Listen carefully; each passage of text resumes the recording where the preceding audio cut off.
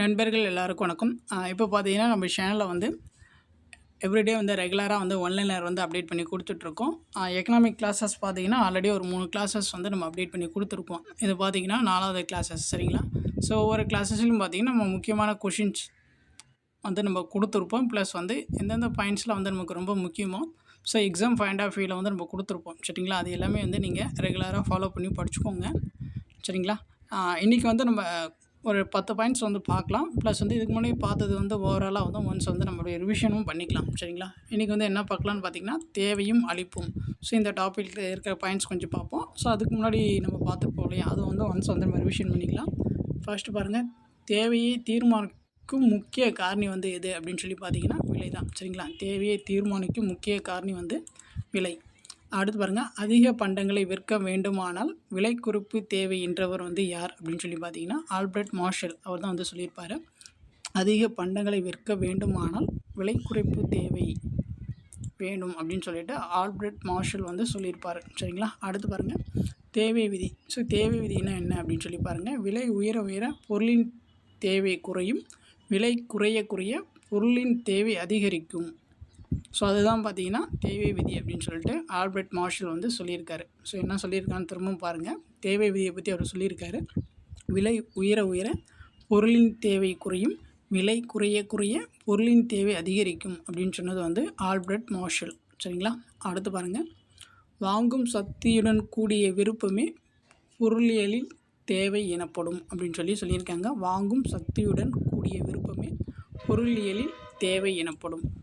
So அடுத்து பாருங்கள், பொருட்களை வாங்கும் மக்களிடமிருந்து எழுவது தேவை, எனவே தேவையுடையோர் நுகர்வோர் அப்படின்னு சொல்லிட்டு சொல்கிறாங்க. பொருளை வாங்கும் மக்களிடமிருந்து எழுவது வந்து என்ன அப்படின்னு சொல்லி பார்த்தீங்கன்னா தேவை. சரிங்களா? எனவே தேவையுடையோர் தான் பார்த்தீங்கன்னா நுகர்வோர் அப்படின்னு சொல்லிட்டு சொல்கிறாங்க. ஸோ அடுத்து பாருங்கள், உற்பத்தியாளர் ஒரு குறிப்பிட்ட விலையில் விற்பனைக்கு அளிக்கும் பண்டத்தின் அளவே அளிப்பு அப்படின்னு சொல்கிறாங்க. உற்பத்தியாளர் ஒரு குறிப்பிட்ட விலையில் விற்பனைக்கு அளிக்கும் பணத்தின் அளவே வந்து அளிப்பு அப்படின்னு சொல்கிறாங்க.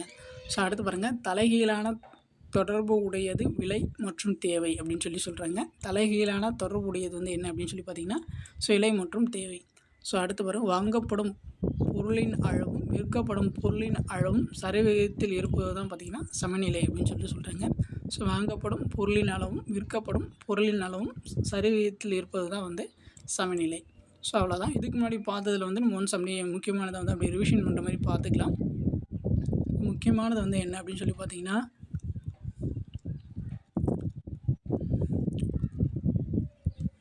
உற்பத்தி காரணிகள் வந்து 2 இருக்கும்.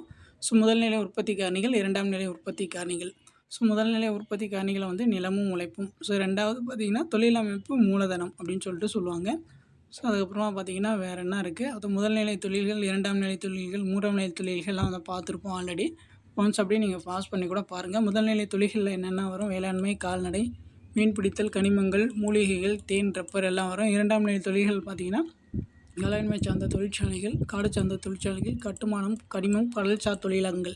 ஸோ இது எல்லாமே பார்த்திங்கன்னா 2ஆம் நிலையில் வரும். 3ஆம் நிலையில் வந்து போக்குவரத்து, தொலைத்தொடர்பு, வர்த்தகம், வங்கி இது எல்லாமே வந்து வரும். சரிங்களா?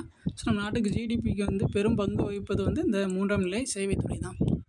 ஸோ அடுத்து வேறு ஏதாச்சும் முக்கியமானது இருக்குதுன்னு பார்த்தீங்கன்னா, வேறு என்ன இருக்குது, ஸோ நாடுகளின் செல்வம், இது வந்து யாருடைய நூல் அப்படின்னு சொல்லி பார்த்தீங்கன்னா ஆடம் ஸ்மித்தோடைய நூல். அவர் தான் பார்த்தீங்கன்னா வேலை பகுப்பு முறையை பற்றி சொல்லியிருப்பார். ஸோ பொருளியலின் தந்தை அப்படின்னு சொல்லிட்டு அவர் தான் வந்து சொல்லுவோம். ஸோ ஓவராலாக வந்து நம்ம இதுக்கு முன்னாடி பார்த்துருப்போம்.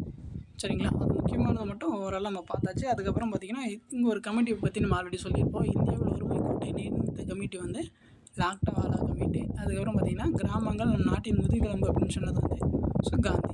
அவ்வளோதான். சரிங்களா? ஸோ இன்றைக்கான வீடியோஸ் வந்து நம்ம போதும். அது வரைக்கும் கிளாஸ் 4 வரைக்கும் கம்ப்ளீட் பண்ணி கொடுத்துருக்கோம். நெக்ஸ்ட்டு பார்த்திங்கன்னா நம்ம நெக்ஸ்ட் கிளாஸில் வந்து பார்க்கலாம். உங்களுக்கு வேறு ஏதாச்சும் டவுட் இருந்துச்சுன்னா நீங்கள் வந்து கமெண்ட் பண்ணுங்கள், நம்ம வந்து ரெஸ்பான்ஸ் பண்ணுவோம்.